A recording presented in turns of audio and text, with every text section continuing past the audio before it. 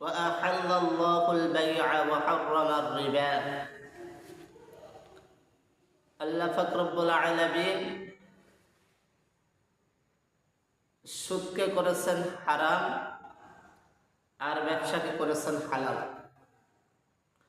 এই সুদের আরবি হচ্ছে রিবা। রিবা অর্থ সুদ।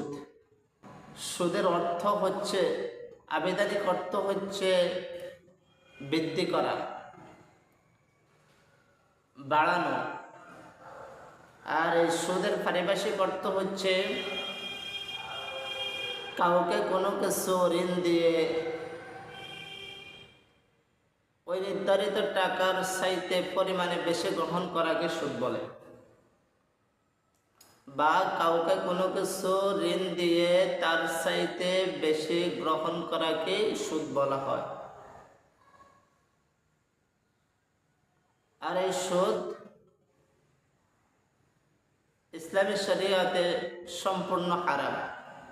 কারণ পবিত্র কোরআনে পাকে আল্লাহ পাক রব্বুল আলামিন সূরাতুল বাকারা 275 নম্বর আয়াতের মধ্যে ইরশাদ করেন, ওয়া আহাল্লাল্লাহুল বাই'a ওয়া হাররামার রিবা।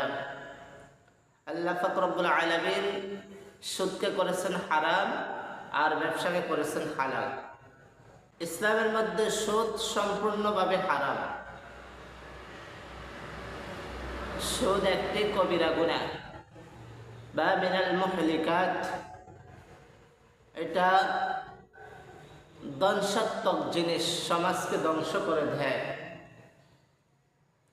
এই জন্য আল্লাহ পাক রব্বুল আলামিন কোরআনে কারীমের মধ্যে ইরশাদ করেন, الذين يأكلون الربا لا يقومون إلا كما يقوم الذي يتخبطه الشيطان من المس ذلك بأنهم قالوا إنما البيع مثل الربا وأحل الله البيع وحرم الربا وأحل الله البيع وحرم الربا فمن جاءه موعظة من ربه فانتهى فله ما سلف وأمره إلى الله ومن عاد فأولئك أصحاب النار هم فيها خالدون। আল্লাহ পাক রব্বুল আলামিন বলেন, যারা সুদ খায় তারা কিয়ামতের ময়দানে আল্লাহর কাছে উপস্থিত হবে মাতাল অবস্থায়। জেনে ধরা মানুষের মতো, যেভাবে মানুষ দুনিয়াতে জেনে ধরলে, শয়তানি আসর করলে মানুষ বেহুশ থাকে, তার হুঁশ থাকে না, পাগল পাগল ভাব থাকে। এইভাবে যখন সমস্ত মানুষগুলোকে আমাদের ময়দানে উত্থিত হবে, তখন এই সুদখোরকে আল্লাহ পাক রব্বুল আলামিন মাতাল অবস্থায় জেনে ধরা মানুষের মতো উত্তোলন করবেন। কেন তাদেরকে এই অবস্থা উত্তোলন করবেন? আল্লাহ পাক রব্বুল আলামিন বলেন, যালিকা বিআন্নাহুম, কারণ তারা এই জন্য এই অবস্থায় কিয়ামতের ময়দানে উপস্থিত হবে। তারা বলতো ইন্নামাল বাই'উ মিসলুর রিবা, তারা বলতো সুদ তো ব্যবসার মতো।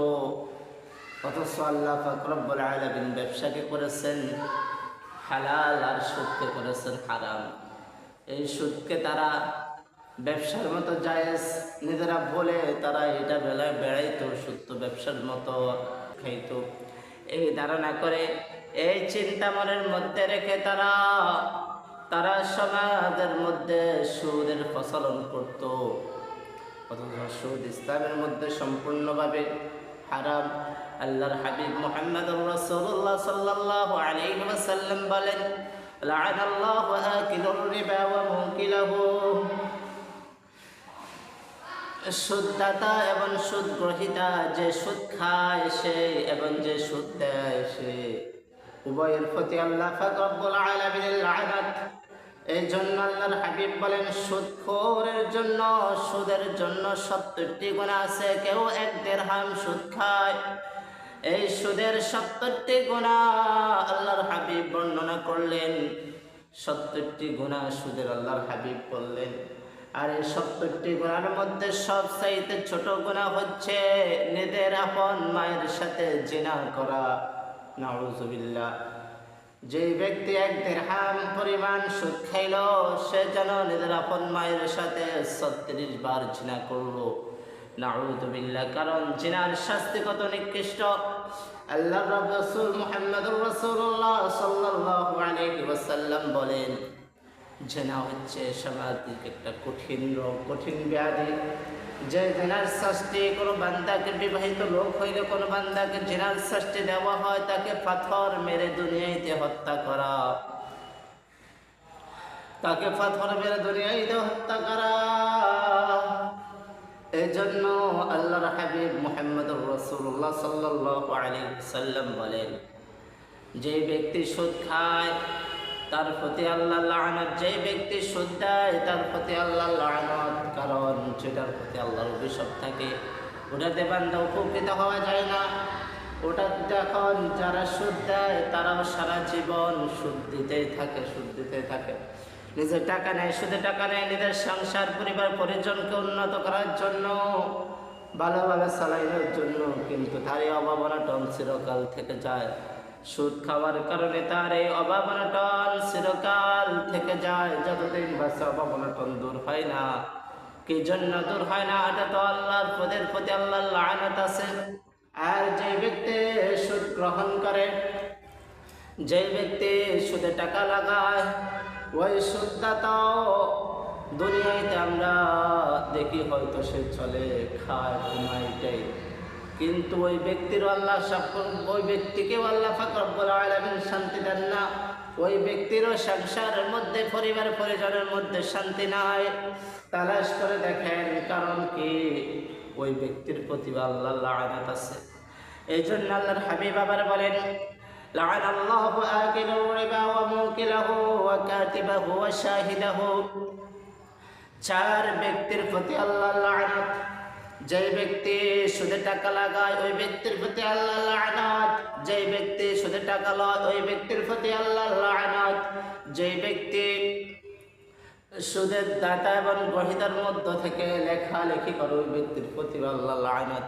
যেই ব্যক্তি সুদে টাকা দেওয়ার এবং গ্রহণ উভয়ের পক্ষ থেকে সাক্ষী হয় ওই ব্যক্তির প্রতি আল্লাহর লানত।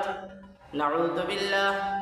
এজন্য আল্লাহ পাক রব্বুল আলামিন পবিত্র কোরআনে কারীমের মধ্যে সুদের এই ভয়াবহ বর্ণনা করলেন, যালিকা বিআন্নাহুম ক্বালু ইন্নামাল বাই'উ মিসলুর রিবা ওয়া আহাল্লাল্লাহুল বাই'a ওয়া হাররামার রিবা। এই হারাম জিনিসের মধ্যে আল্লাহ শান্তি দেন নাই। শান্তি হচ্ছেন হালাল জিনিসের মধ্যে।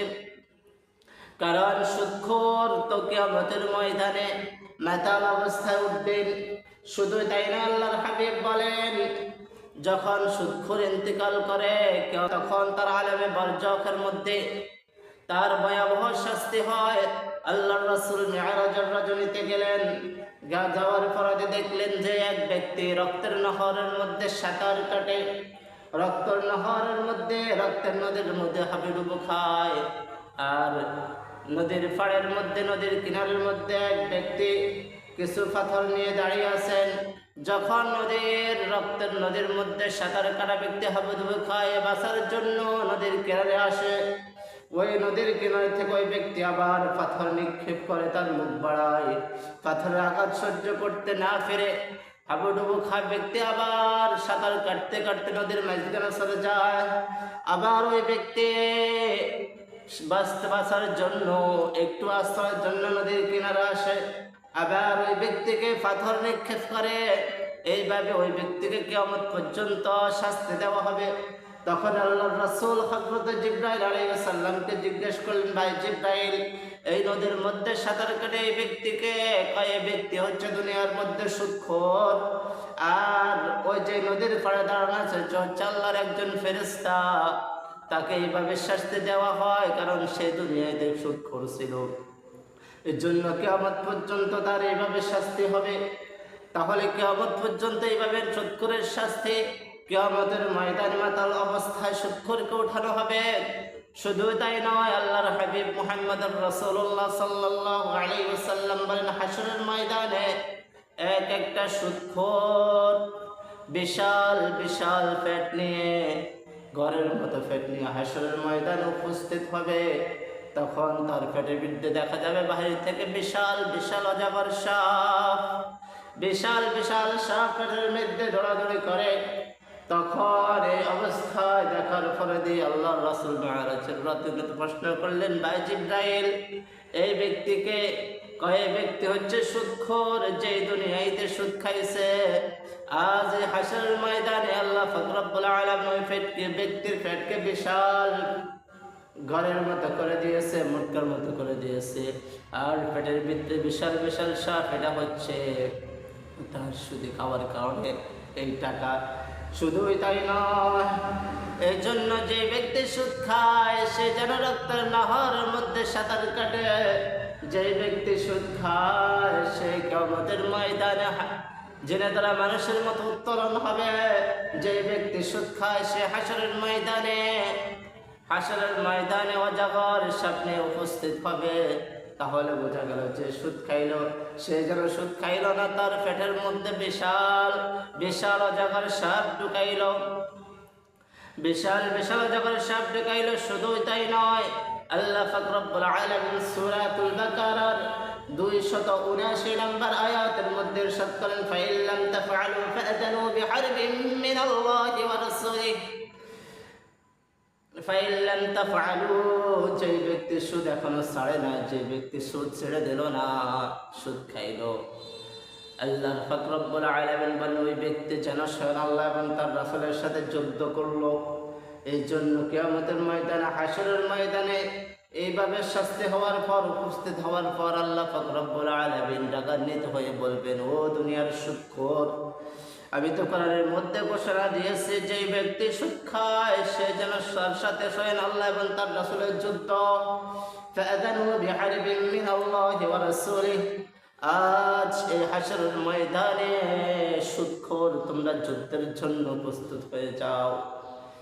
যে সময় আল্লাহ পাক রব্বুল আলামিন বান্দার হিসাব নিকাশ করবেন, ওই কঠিন মুসিবতের সময় যদি বান্দা আল্লাহ পাক রব্বুল আলামিন এই ঘোষণা দিয়ে দেয়, সুদখোরেরা যুদ্ধের জন্য প্রস্তুত হয়ে যাও, তাহলে সুদখোর ওই সময় কি করবে? এই জন্য ভাই দেখেন, সুদী ব্যক্তির প্রতি আল্লাহর লানত থাকে, এই জন্য সে শান্তি থাকে না, দুনিয়াতে তার শান্তি থাকে না। আর যে সুদের টাকা লয় নিয়ে ছেলে সন্তান পরিবার ভালো করার জন্য, ভালো চালাইবার জন্য লয়, কিন্তু ওই সুদ তার সংসারের উন্নতির জন্য লয়, কিন্তু সংসারের উন্নতি তো হয় না, ওটা তার এই সুদের লেনদেন তার থাকিয়ে যায়, সে অবমাননার মধ্যে থাকে। কারণ কি? ওটাতে আল্লাহর লানত, ওটার প্রতি আল্লাহর লানত। এই জন্য আমি মা বোনদেরকে বলবো, সুদ ভয়ঙ্কর, এর থেকে বেঁচে থাকেন। আল্লাহ পাক রব্বুল আলামিন আমাদের সবাইকে এই সুদ নামক ভয়ঙ্কর গুনাহ থেকে হেফাজত করুক, আমিন।